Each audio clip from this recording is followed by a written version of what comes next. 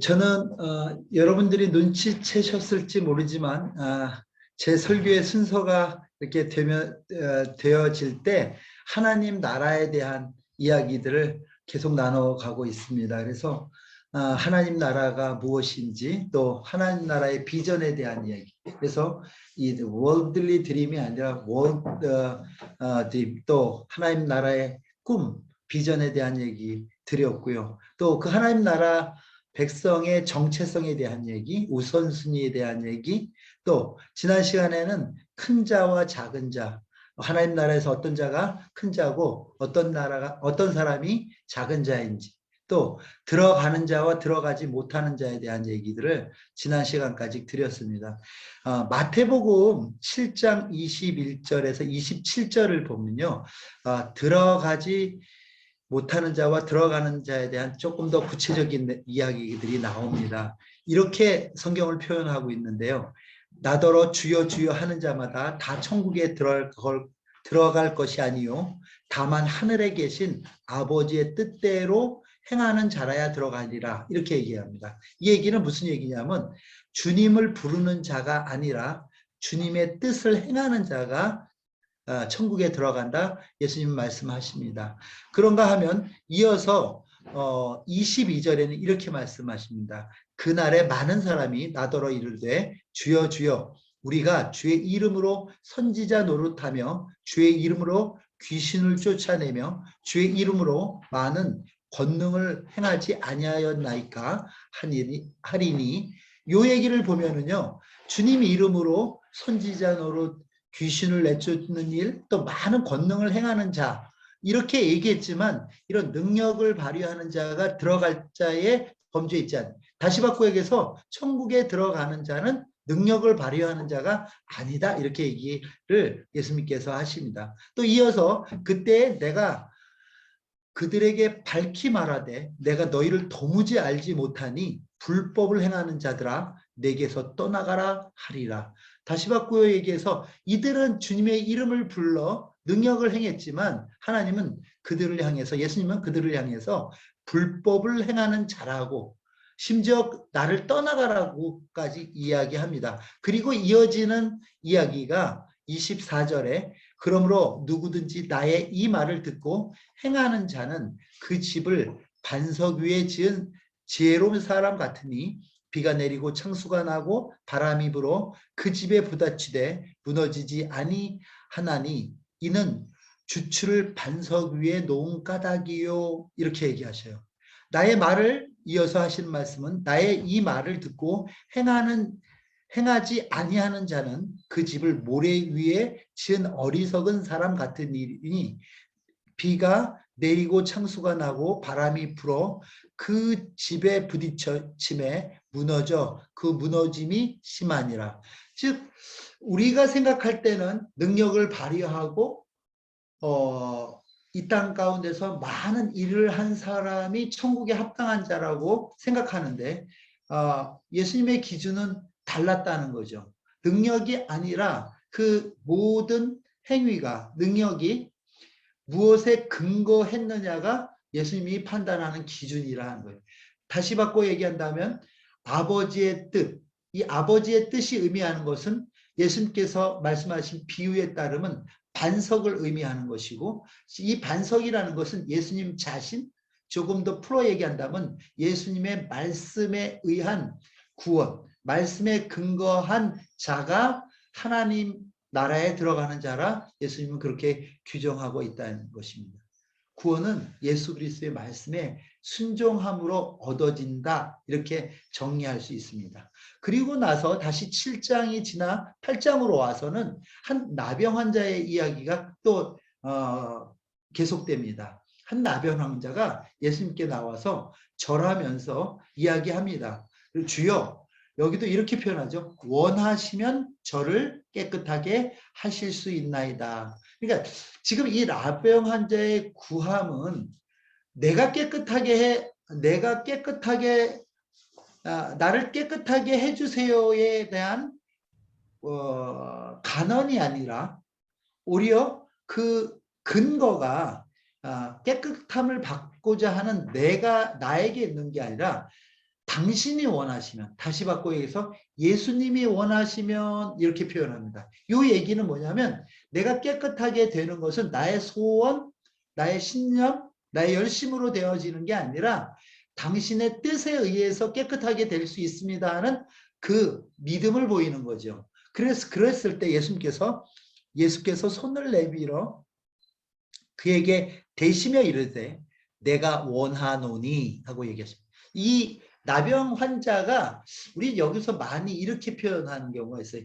그가 예수님께 간구했던, 예수님을 찾았더니 만났더라, 찾았더니 깨끗하게 됐더라, 찾았더니 나음을 얻었더라 하는 쪽으로 우리의 언어 속에도 이 예수님을 찾은 나병 환자에게 그 근거를 들으려고 하지만 성경은 올곧하게 예수님께서 예수님의 뜻, 다시 바꿔 얘기하면 하나님의 뜻, 반석이신 그분의 근거된 이 나음, 깨끗함을 얘기하고 있다는 거죠. 예수님께서 손을 내밀어 그에게 대시며 이르되 내가 원한다. 예수님이 원하는 것이 이루어지는 일, 그것이 뭐냐면 깨끗함을 받으리라 하니 즉시 성경은 표현합니다.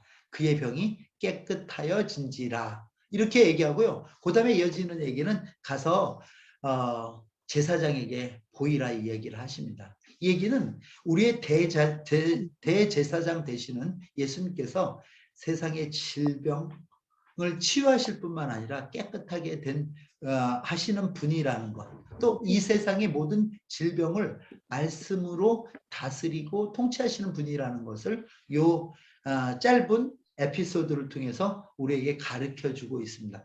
그리고 이어서 나오는 얘기가 오늘 우리가 읽었던 백부장, 우리가 흔히 얘기하는 백부장의 얘기입니다. 그러면 여러분 이런 지금 7장으로부터 계속 이어지는 이 연결선상에서 이제 우리가 읽는 이 백부장의 믿음을 보아야 된다 하는 거죠.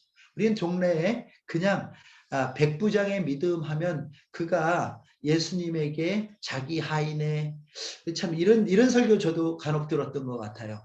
자기 문제도 아니고 하찮은 로마 사람인 백부장이라는 건 로마 군인 100명의 병사를 거느린 군인의 얘기 아닙니까? 그가 자기 한낱 하인을 위하여 예수님 앞에 간구했던 그 얘기.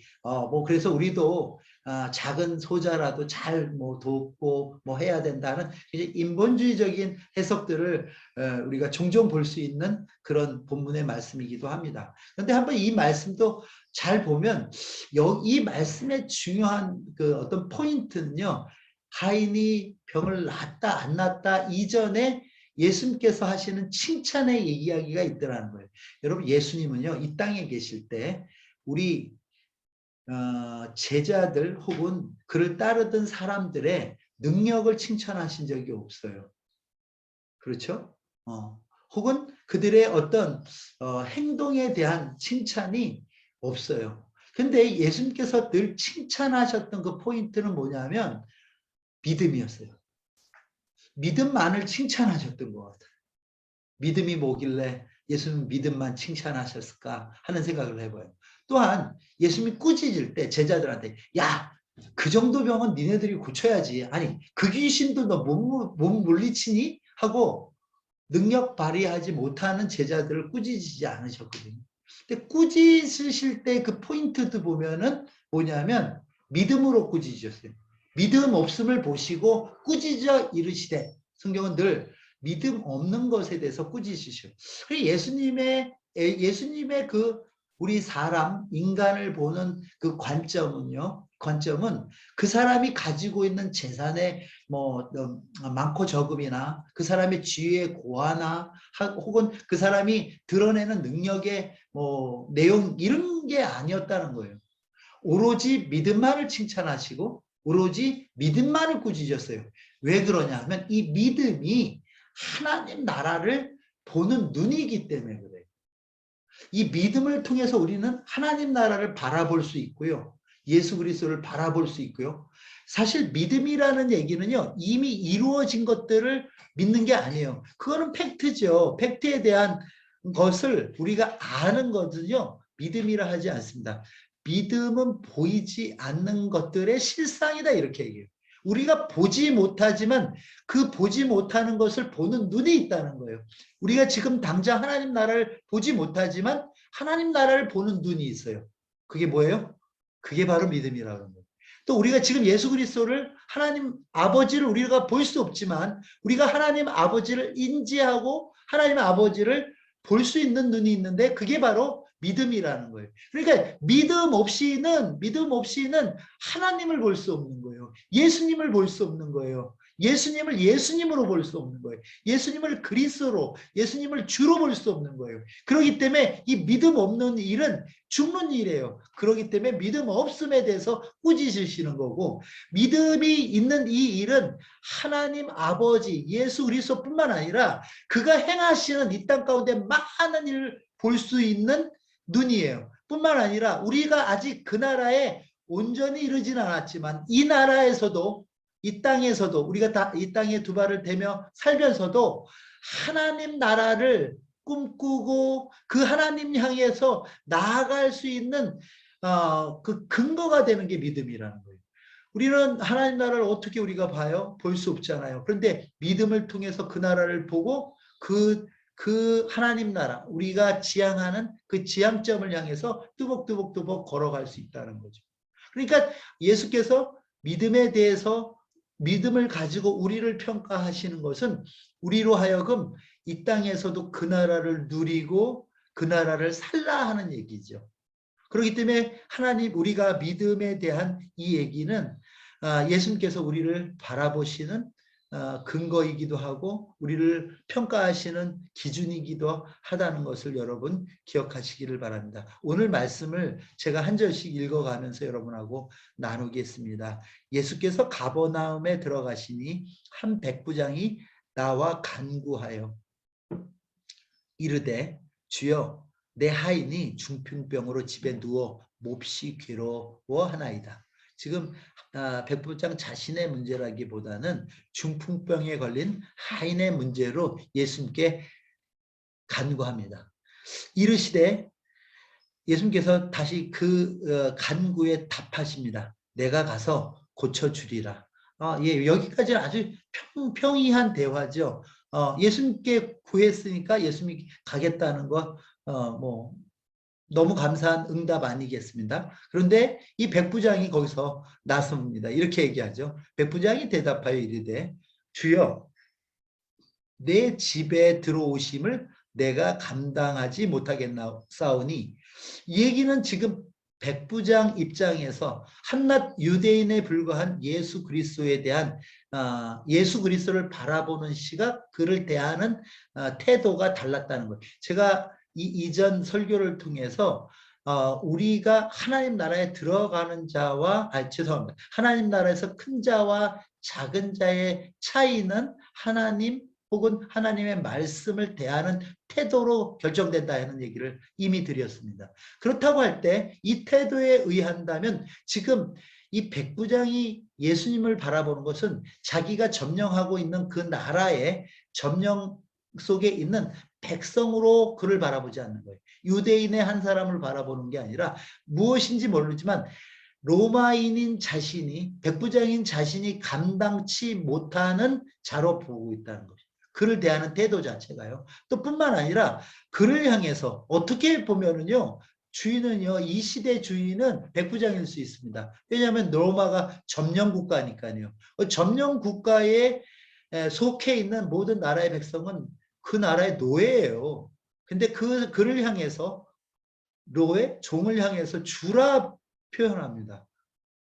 그렇죠? 그러면서 뭐라고 얘기하면 나도 남의 수하에 있는 사람이요 내 아래도 군사가 있으니 이더러 가라 하면 가고 저더러 오라 하면 오고 내 종더러 이것을 하라 하면 하나이다. 그러니까 지금 이 태도 자체가 내가 백부장인데 내 하인 좀 고쳐줄래 하는 이런 얘기가 아니라는 거죠. 자기 위치를 정확하게 예수는 주로 자기를 종으로 분명히 관계 설정을 하고 그 상황에서 종이 주인에게 부탁하는 겁니다.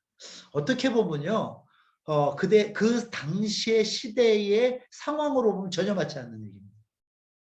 그런데 이 백부장은 지금 자신이 백부장 혹은 로마 점령군 혹은 주인의 자리에서 점령민인 유대인에게 부탁하는 일이 아니라 자기는 종이 되고 그 예수를 주인의 자리에 놓고 간구하는 얘기라는 거예요.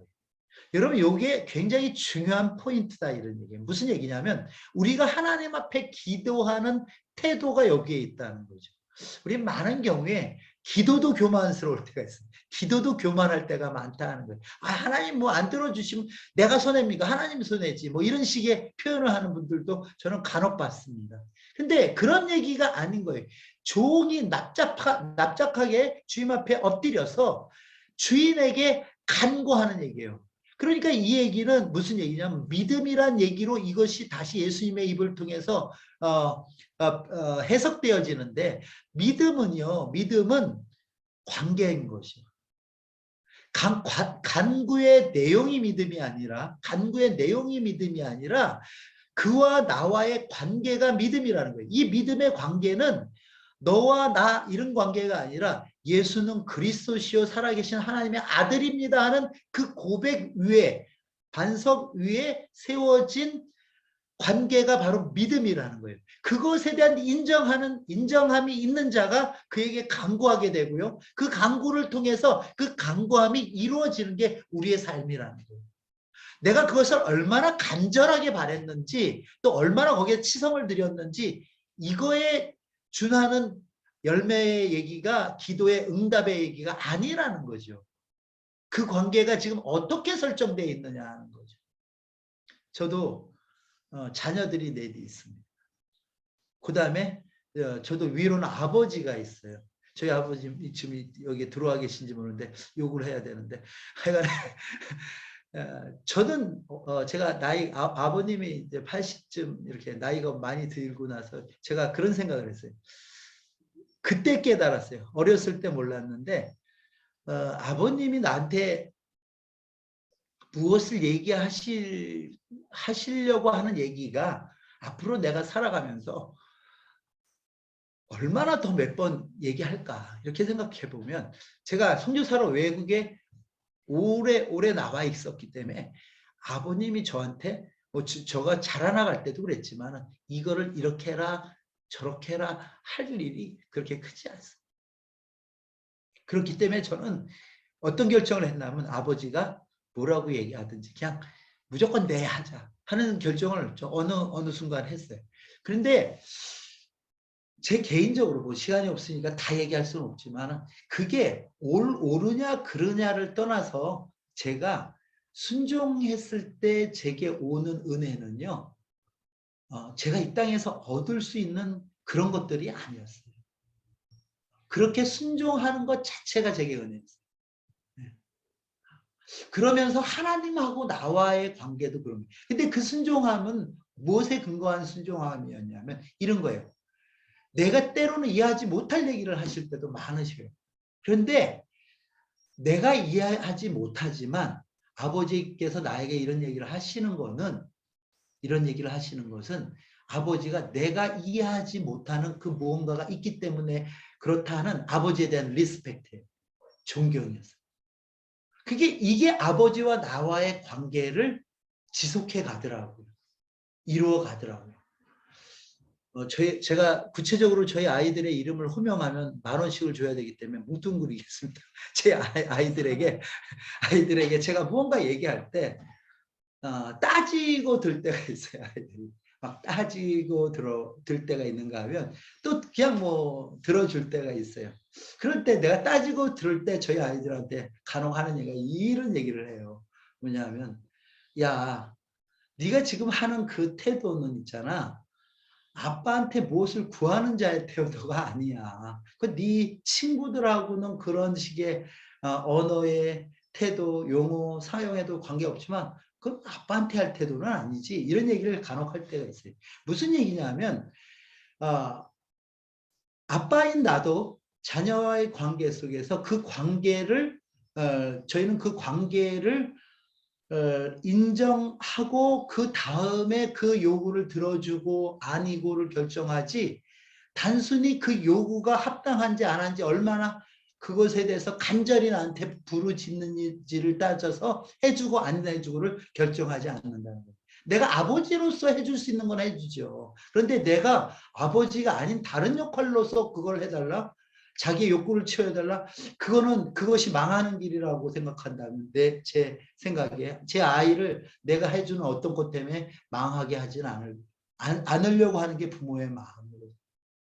여러분 저는 이게 관계라고 생각하거든요. 위로는 아버지와의 관계 속에서 자녀하고의 관계 속에서. 그러니까 우리가 하나님 앞에 간구하는 일, 기도하는 일, 또 하나님 앞에 나아가는 일, 이것에 있어서 저는 가장 중요한 것이 뭐냐면 관계 설정이라는 거예요. 내가 그를 누구로 여기느냐는 거예요. 무엇으로 여기느냐는 거예요. 어떻게 여기느냐는 거예요. 왜 가느냐는 거예요. 그 앞에. 왜 간구하냐는 거예요. 왜냐하면 그에 대한 나의 태도가 꾸준히 될 수도 있고요. 저에게 칭찬이 될 수도 있더라는 거죠. 오늘 말씀의 그 연결성을 볼 때. 내가 주 앞에 무릎 꿇고, 내가 지금 40일 기도를 몇 번 하고, 뭐 혹은 금식을 며칠을 하고, 이런 게 중요한 게 아니죠. 이게 문제가 아닌 거죠. 뭐가 중요하냐면, 그렇게 기도하는 그 기도의 대상에 대해서 내가 어떻게 대하고 있느냐가 더 중요한 것. 이 기도란 그 말씀도 나와 그분과의 이 관계 문제지 내용의 문제나 열심의 문제가 아니라는 거예요. 여러분 이렇게 생각한다면 우리가 믿음에 대해서 조금 더 명확해질 것 같다는 생각을 해요. 여기서도 뭐라고 얘기하냐면 하나님 나라에 함께 앉을 자와 그 다음에 바깥 어두운데 쫓겨날 자에 대해서 여러분 지금 백부장이요. 단순히 자기 하인 고쳐달라는 그 이야기 끝에 결론은 뭐냐 하면 이 말의 결론도 자자예요. 뭐냐면 함께 앉는 자와 쫓겨나는 자예요. 그러니까 이 얘기를 그냥 병 고치는 데서 끝내버리면 안 되고요. 그 다음 예수님께서 하신 말씀으로 우리가 가져와야 되는데 그러니까 예수님이 이 말씀을 통해서도요. 하나님 나라를 얘기하시는 거예요. 어떻게 하면 그러니까 하인의 소자라도 그것에 대해서 내가 간구하면 하나님 들어주시는 그런 예수님으로 끝난다면 하나만 아는 거죠. 그러나 예수님은 이 사건을 통해서도 하나님 나라를 얘기하고 계시는데 함께 앉을 자와 쫓겨날 자에 대해서 얘기하시다는 거예요. 그 기준이 무엇이었냐면 산상수훈에서도 예수님께서 말씀하셨듯이 하나님 나라 백성의 삶의 가치와 기준으로 살아갈 것을 당부하시고 또 세상 나라가 아닌 자기 의가 아닌 하나님 나라와 의를 기준으로 세워주신 그 관계 속에서 하나님 나라로 들어가는 통로이자 열쇠이신 예수 그리스도 그 예수 그리스도를 주로 시인하는 이 일은 성령이 아니고서는 안 된다고 했습니다. 그 성령을 통해서 그걸 시인하는 일을 통해서 그 앞에 우리가 꺼내놓는 그 간구와 우리가 하나님 앞에서의 그 요구가 예수님께서는 기도로 받아주신다 이런 얘기죠. 마태복음 8장에서도 그 나라를 다스리고 통치하는 분이 예수님이시라고 여기서 다시 단순히 로드 하는 것은요. 당시 이스라엘 백성들이 지금 로마 시대에 살고 있었습니다. 로마 시대에 살고 있는 자들에게 로드라는 의미는 뭐냐면 통치자, 다스리는 자예요. 여러분 로마 시대 영화 이렇게 보면요. 군인들이 무릎을 조아리고 한 손을 딱 앞에다 대고 로드랍니다. 자막에 주여 이렇게 표현되죠. 무슨 얘기냐면 당신이 나를 다스리는 자입니다. 뭐든 얘기하십시오. 다스림을 따라 통참을 따라 나는 당신의 그 뜻에 순종하겠습니다가 전제된 이야기다 이런 얘기예요. 예수님을 주로 얘기하는 거예요. 당신이 무슨 이야기를 하든지 나는 그 말에 순종하겠습니다.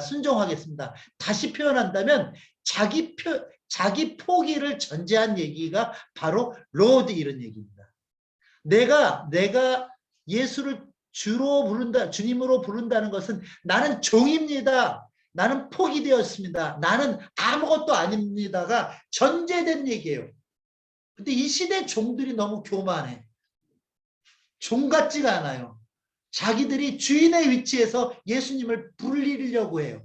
마치 무엇과 같은가 하면 알라딘 램프에 지니 같은, 여러분 지니를 부르면 지니는 나와서 로 이렇게 얘기하잖아요. 그런데 우리가 마치 예수님을 알라딘 램프의 지니로 부르는 것 같아요. 주여 나타나 달라고, 지금 찾아와 달라고, 그래서 이 일을 해결해 달라고. 간구 같지 않은 명령들이 너무 많다는 거죠. 신앙이 아니다, 믿음이 아니다, 이렇게 얘기하십니다. 믿음은 자기 포기가 전제된 이야기입니다. 내가 예수님을 주로 부를진데 이 얘기는 내가 종이란 얘기고 나는 포기되었습니다. 나는 당신에게 사로잡힌 자입니다. 이게 종입니다. 나는 당신에게 사로잡힌 자입니다. 나는 당신이 붙들고 있는 자입니다. 아니, 나는 당신이 먹이고 입히지 않으면 살 수 없는 자입니다. 아니, 내 생명조차도 당신의 손에 있습니다. 오늘 죽어라 그러면 난 죽을 수밖에 없는 자입니다. 하는 자기 포기의 고백이 담겨 있는 게 바로 이 주여 하는 이 한마디. 그러니까 주여 주여 하는 자마다 다 천국에 들어가는 게 아니라고 얘기해요. 왜냐하면 다른 이유로 주여 주여 하는 자들이 있기 때문에 그렇다는 거예요. 주여 주여 주님의 이름을 불러서 자기 주머니를 채우려고 하고, 주여 주여 주님의 이름을 불러서 자기 욕심과 욕망을 채우려고 하는 자들을 향해서 하나님께서는 예수님께서는 지금 그런 자 아니다. 그런 자는 바깥 어두운 데서 이를 갈며 있을 자다. 이렇게 얘기하시는 거예요. 함께 있을 자는 누구냐? 주님의 왕 되심과 주님의 주인 되심을 인정하고 그의 다스림과 통치함 가운데 나를 내어놓겠습니다 하는 이런 자를 함께 있을 자라고 얘기합니다. 그 나라는 하나님의 나라입니다. 예수 그리스도가 왕 돼서 통치하시는 나라입니다. 그렇기 때문에 그 나라의 백성은 must be, 분명히 뭘 해야 돼요? 그 나라의 백성은 그 앞에 그를 왕으로 주인으로 섬기는 자만이 그 나라의 백성이다, 이런 거예요. 그게 그의 영광이기도 하죠. 그래서 여러분, 믿음이 아닌 것은 나의 신념, 믿음 아닙니다. 나는 하나님께서 이렇게 해줄 줄 믿어, 이런 분들 많아요. 예. 근데 그것이 반석이신 예수 그리스도께 근거된 이야기가 아니라면 자기 신념, 믿음 아닙니다. 어떤 사람들은 이런 분들도 있어요. 아니, 하나님께서 나는 다 뭐 해줄 줄 믿어. 나 이런 거, 이런 하나님께서 좋은데 시집 보내줄 줄 난 믿어. 소원이에요, 그 소원. 자기 소원. 무엇에 근거했는지 더 중요하죠. 또 우리 교회에서 이런 경우 많지 않아요? 어떤 자매가 열심히 교회를 섬기고 또 여러 부서들을 섬겨 나간, 저 자매는 너무 믿음이 좋아. 얼마나 저렇게 믿음으로 섬겨가니. 어떻게 보면요, 그게 믿음일 수도 있지만 열심일 수 있습니다. 자기 신념이나 소원이나 열심은 믿음이 아니라는 거예요. 그럼 믿음이란 무엇입니까? 믿음은 하나님께서 주어주신 것이, 하나님께로 온 것이 믿음입니다. 믿음은 내가 바라는 것을 성취 유무에 따라서 그 사람 믿음이 좋다 나쁘다를 얘기하면 안 된다는 거예요.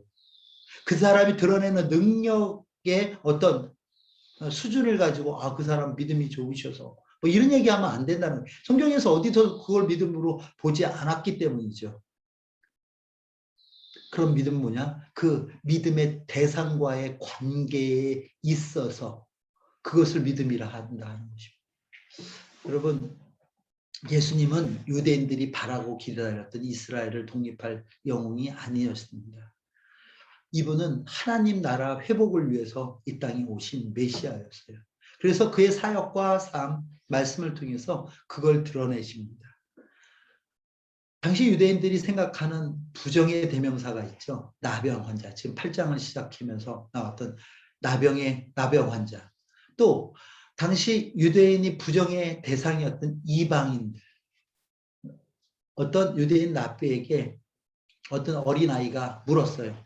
랍비 선생님, 랍비님, 왜? 하나님께서 왜 유대인들은 소수로 만드시고 이방인들은 저렇게 많이 만들었죠? 이렇게 대답해요. 그건 말이야, 지옥에 불쏘시개가 많이 필요해갖고 영원히 꺼지지 않은 불을 태우려면 이방인들이 많아야지. 이렇게 대답해요. 여러분, 우리가 지금 이렇게 들으니까 우리가 마치 유대인이 된 것처럼 얘기하시는 여러분도 우리는 유대인 아니에요. 우리가 이방인이란 말이죠. 그 이 부정의 대상이 지옥의 불쏘시개 정도로 여겼던 이방인, 그게 바로 우리의 모습이죠. 그게 백부장인 나의 모습이에요. 백부장하니까 높은 사람이라고만 생각하는데 그 얘기하자는 게 아니에요. 부정의 대명사예요. 그 전에 나왔던 그 나병 환자도요, 부정의 대명사예요. 부정의 대명사인 나병 환자와 백부장인 나에게 지금 예수님이 복음을 얘기하시는 거예요. 이것을 남 얘기로 들으면 안 되죠. 남 얘기로 들으면. 여러분, 거기다 이 부정의 대명사였던 백부장은요, 심지어 유대인을 속박하고 있었어요. 예. 그러니까 얼마나 그 속박이 힘들었겠어요, 이 유대인들에게. 그런데 그런 자에게 믿음을 칭찬하시는데 어디까지 가시냐면 그 나라의 본 백성은 못 들어간대요. 이어지는 얘기를 보면. 그런데 이런 부정한 자들이 들어간대요. 이건 더 얼마나 엉뚱당한. 이러니까 유대인들의 손에 예수 그리스도가 죽을 수밖에 없죠. 그렇게 유대인들을 학살하는 사람이 어디 있어요? 저격하는 사람이 어디 있었어요, 그동안. 여러분, 이런 이방인 백부장의 믿음을 칭찬하시고 구원을 선포하실 때 유대인들의 마음을 한번 생각해 보시겠습니까? 어쩌면 당시 혈통 중심, 율법 중심, 성전 중심의 종교 행위를 이 한 사건을 통해서 다 부정해 버리시는 거예요. 예수님은 민족신이 아니십니다. 국가의 해방자가 아니십니다. 자꾸 예수님을 거기다가 빗대 얘기하는 것들 다 비성경적인 논리들입니다. 모든 민족과 종족과 방언 가운데 왕으로 오신 분이 예수님이심을 여러분 믿으시길 바랍니다. 뿐만 아니라 그분은 천지 만물을 창조하신 창조주로서 이 땅을 회복하기 위해서 오셨어요. 그렇기 때문에 모든 병마를 다스리고 통치합니다. 모든 악한 영의 세력들을 제압하시고 무너뜨리십니다. 뿐만 아니라 그 하인의 그 중풍병마저도 다스리는 분이십니다. 이것을 인정함이 믿음이었고 이걸 인정했던 자가 바로 그 백부장이었다는. 이 일을 다른 자들은 인정하지 않습니다. 제자들도 인정하지 않습니다. 그런데 백부장은 인정해요. 나도 어떤 사람의 수하에 있습니다. 나를 지시하는 사람이 있습니다. 뿐만 아니라 나도 100명의 부하들이 있습니다. 그들이 내가 가라면 가고 오라면 오는 그들이 있습니다. 나는 당신이 나를 다스릴 자입니다. 이렇게 얘기하는 거예요. 예수님 아래 자기를 놓는 거예요. 이거는 하인의 문제가 아니에요. 하인과 관계된 문제가 아니라 자신의 문제. 나는 그 아래 있습니다. 이 얘기를 하는 거예요. 그러면서 얘기합니다. 당신이 말씀만 하십시오. 다만 말씀으로만 이렇게 얘기합니다. 오늘 제가 오늘 말씀의 주제로 했는데 오라 가라 얘기만 해도 될 자입니다 하고 얘기하는 거예요. 여러분, 이런 믿음을 예수님이 보신 적이 없으니까 그대로 칭찬하시고, 내가 어디서도 이런 믿음을 본 적이 없다. 내가 간 것도 아닌데, 내가 그의 머리에 손을 얹고 기도한 것도 아닌데, 저는 나의 다스림을 인정한다. 내 다스림 가운데 있기를 원한다. 내 백성이다. 이렇게 얘기하시는 거예요. 내가 다스리니까 내 백성이지. 마귀가 다스리면 마귀의 백성인데. 그렇게 인정해 주시는 게 바로 오늘 우리 이 말씀이에요. 예수님은요, 세상의 모든 죄와 병마뿐만 아니라 귀신을 내쫓는 일뿐만 아니라 파도와 바람과 같은 이 자연을 파도에 잠잠하라 하고 다스리시기도 하셨다. 여러분, 이것이 예수님이 천지 만물을 통치하신 분이시라는 것에 대한 인정이었다 하는 것입니다. 이 믿음은 혈통적 유대인에게만 국한된 것이 아니라 하나님께서 믿음을 주신 모든 이방인들에게 표현되는 것이다. 그래서 믿음은 하나님 나라를 보는 눈이요. 믿음 없이는 그 나라를 볼 수 없기 때문에 주님은 제자들에게 능력 없음이 아닌 믿음 없음을 꾸짖으셨고 기적과 능력 사역이 아닌 믿음을 칭찬하셨다. 여러분, 우리가 이 말씀을 볼 때 우리 여기 선교사님들도 생각을 달리 해야 돼요.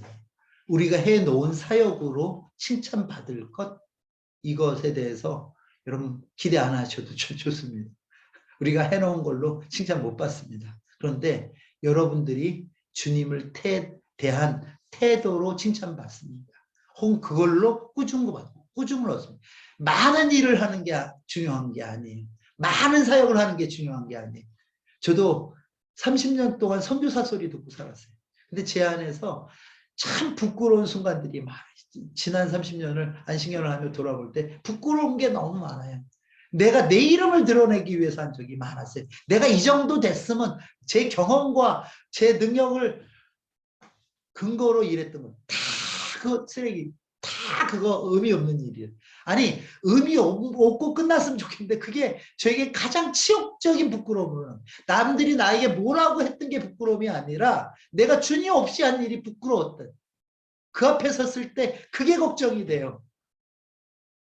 여러분 우리가 이 땅을 살아가면서 정말 하나님의 다스림과 통치함 가운데 그를 주로 주인으로 여기고 살아가십니까? 그렇다면 여러분 그 순간 여러분의 상황과 환경이 전혀 변하지 않아도 여러분은 하나님 나라에 계신 겁니다.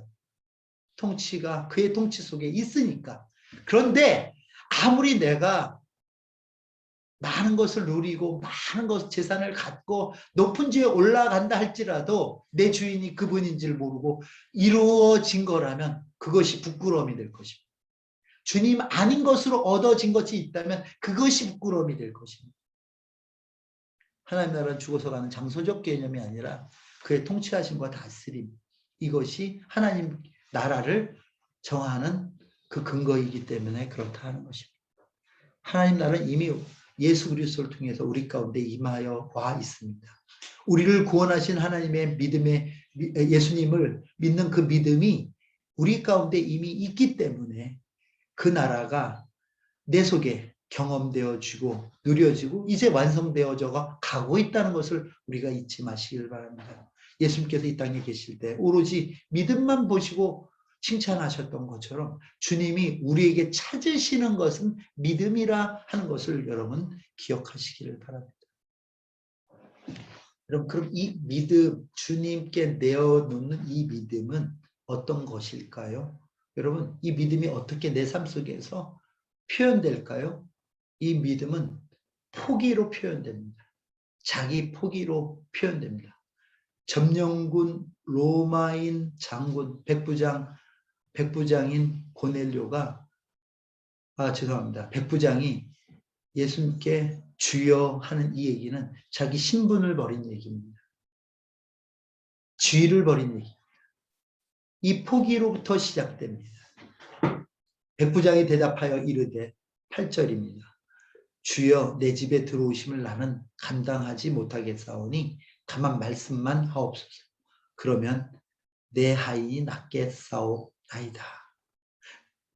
그럼 다만 말씀으로만 자기의 권력과 주의를 포기하고 예수님의 다스림과 통치함을 인정하는 그것. 이것이 믿음이다. 이것은 새로운 관계의 설정이에요. 점령군으로서 그 점령하고 있는 지역의 사람과의 그 관계는 다 없어지고요. 그는 주인이 되었고 나는 그의 종이 된 새로운 관계 설정입니다. 여러분이 그동안 주인 삼고 있던 것이 무엇입니까? 여러분이 주인 노릇하고 있었던 게 무엇입니까? 그거로부터 다시 새로운 관계 설정이 필요하다는 거예요. 여러분 혹시 여러분의 주인이 세상의 그 어떤 것이었습니까? 명예였습니까? 돈이었습니까? 바꿔야죠. 이제는 주인을.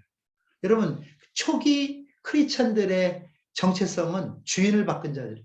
시저를 누구나 주인이라고 하던 그 시절에 시저가 아닌 죄인 십자가에 달려 죽으신 예수 그리스도를 주인으로 바꾼 자가 초기 크리스찬들의 정체성이었다는 거예요.